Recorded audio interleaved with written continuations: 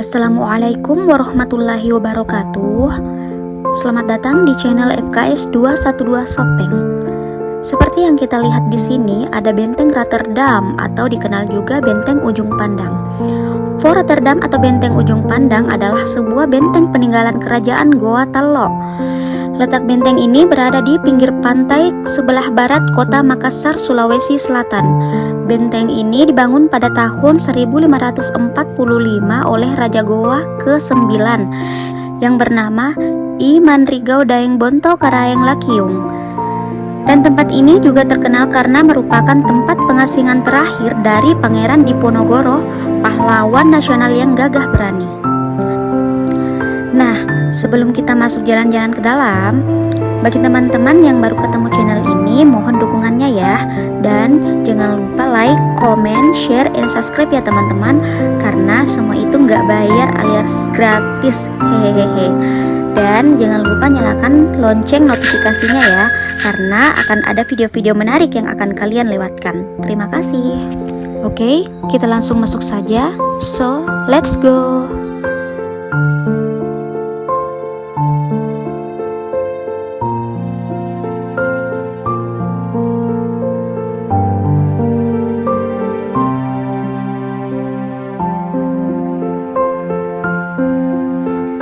Oke teman-teman, jadi di part pertama ini kita akan menelusuri bagian dalam perpustakaan yang ada di Fort Rotterdam.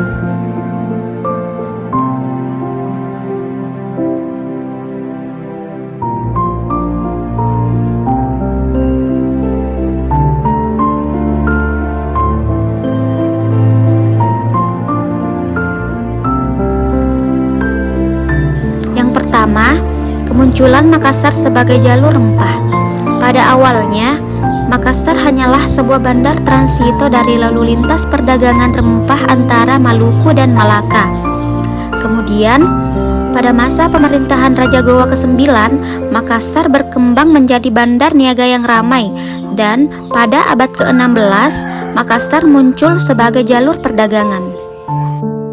Yang kedua, coto Makassar atau coto Mangkasar adalah makanan tradisional Makassar yang pada umumnya menggunakan daging sapi. Namun ada pula yang menggunakan berbagai macam daging jeroan sapi seperti lidah, otak, limpa, paru, hati, jantung, babat, dan lain-lain.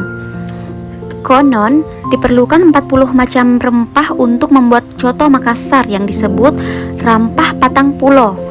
Coto Makassar diperkirakan telah ada semenjak masa kerajaan Goa di abad ke-16. Dahulu, hidangan coto bagian daging sapi sirloin dan tenderloin hanya disajikan untuk disantap oleh keluarga kerajaan, sementara bagian jeroan disajikan untuk masyarakat kelas bawah atau abdi dalam pengikut kerajaan.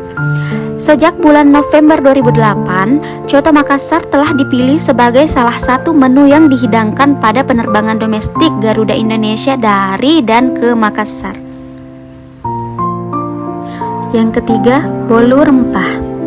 Salah satu kue tradisional Bugis Makassar yang memakai rempah-rempah sebagai campuran adonannya adalah bolu rempah atau rampah. Rempah yang dipakai pada adonan bolu ini adalah bumbu kayu manis dan bubuk pala. Bolu rempah ini termasuk penganan yang gampang ditemukan di kota Makassar dan dapat dijadikan salah satu pilihan oleh-oleh khas Makassar.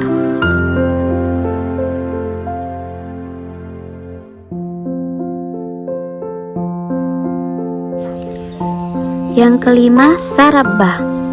Minuman sarabah ini sangat digemari oleh masyarakat Bugis Makassar.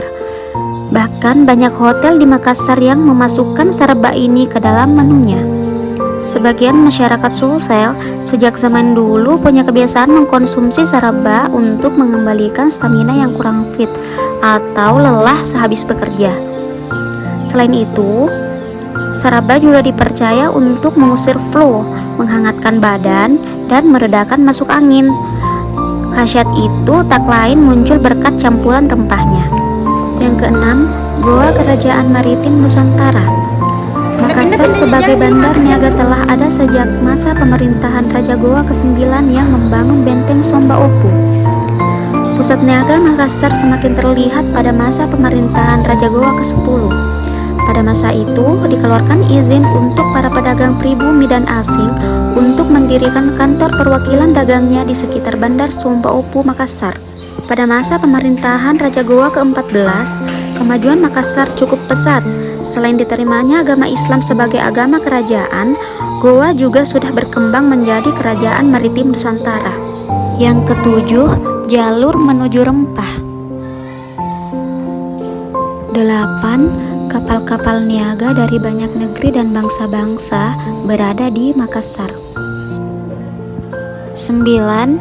Rempah tidak sesederhana yang kita bayangkan. 10. Persahabatan dan kerjasama demi si rempah. 11. Ketika angin musim berhembus. 12. Loji-loji dagang benteng Sumba Opu abad ke-16. 13. Konro Makassar.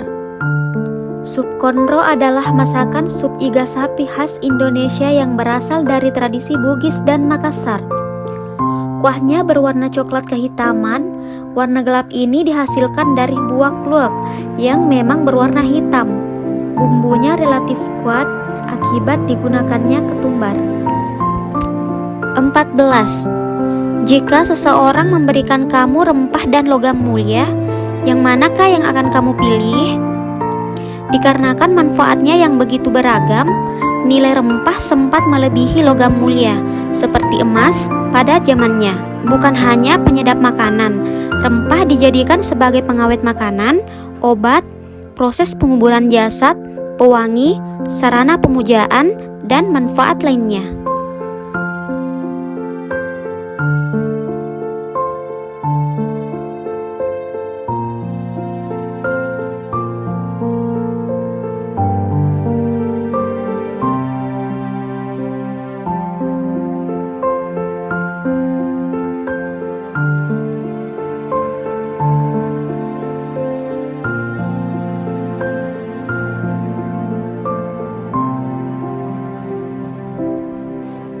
Oke teman-teman, itulah tadi video perpustakaan Benteng Rotterdam. Terima kasih telah menyaksikan. Sekian dari saya. Wassalamualaikum warahmatullahi wabarakatuh.